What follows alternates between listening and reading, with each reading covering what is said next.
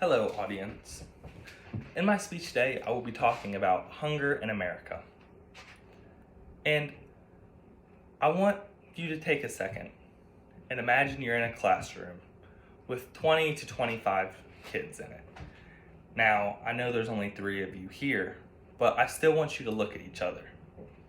And the reason I want you to do that is because when there's 25 students in a classroom, there is a chance that 1 in 5 of them can go hungry. This is because their family might not be able to afford the proper nourishment that that child needs. And I feel like this is something that truly hurts everyone's heart, knowing that in an everyday school classroom, 5 out of 25 of those students could be going hungry. Now, to me, the impact of hunger not only affects people physically, but it also affects them on an emotional level, with also their mental stability and their academic success. Now, we often hear that breakfast is the most important meal of the day, which that is completely true. But for some of the kids that go hungry, they do not receive a breakfast. And without eating a breakfast, it already starts your day to not be a success. The reason that this is while they're sitting in class trying to learn, they could be dozing off from not having the proper nourishment because they start to get really tired. Or without eating breakfast, you can get really bad headaches throughout your day, which also make it really hard for you to learn. And then also stomach aches. And with all of this, you can watch a detrimental effect happen to a student's ability in class. Now, while we all know there are meals provided at school, such as breakfast and lunch, some of these kids do not get to eat that every day. And then they go home and don't get a good supper either. Now, with this being said, it's not like hunger decides to just stop on the weekends when there's no school, because most kids really rely on the breakfast and lunch that the school provides them. And then with this, without having it on the weekends, they starve.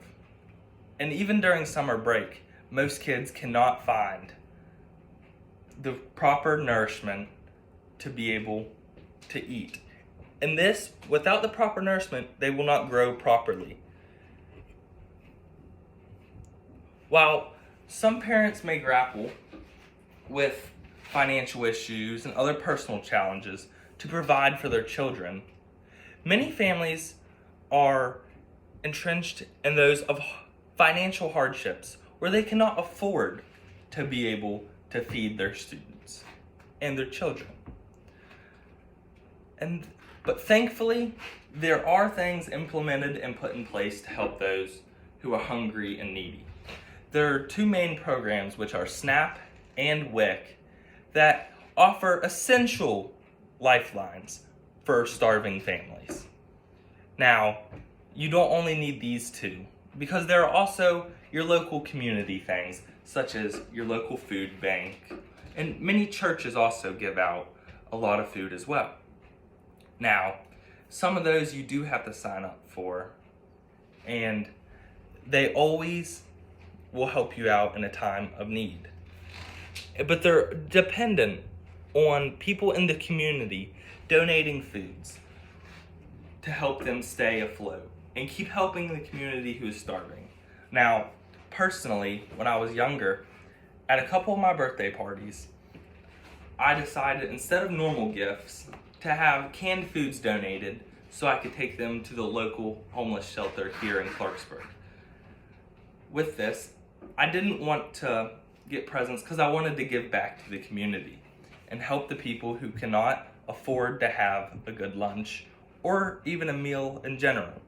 Now, even though it was just canned foods, that could still provide the nourishment to fulfill someone's stomach and play a pivotal role in providing a warm meal to them. Now, maybe I don't know them, or maybe you do, because it could be your friend, your classmate, or someone you see around, and they could be in need of proper nourishment. And hunger is not a localized issue. It is a global epidemic that affects millions across the globe. Some individuals suffer with the agonizing consequences of hunger to such an extent that their bodies are left utterly debilitated and they cannot function as a proper human should. And this can lead to tragic outcomes, including death. Yet, amidst all this, plenty of us take the bounty of food for granted, and we recklessly waste it because there was an estimated 40% of the food in America is discarded annually. And that is enough to feed 25 million people. So if you look at a plate you have at dinner, on average, 40% of that is just thrown away. And this is something, if we could just cut back on, we could feed 25 million people, which that is a lot of people, if we're being honest here. But you could play an important and vital role to the life of so many others. Now, I want you to remember everything that I said here today when next time you're eating dinner, and think maybe I shouldn't get as big of a portion, because, and truthfully, we should not be as wasteful as we are with our foods. Now, if you just cut back a little bit, or even give your food, help to give to the needy, go help, and we can change it. Now, thank you for listening to my speech today, and I'm happy you were my audience and lending both your ears and hopefully your hearts so that you can leave today and find a place to help the hungered.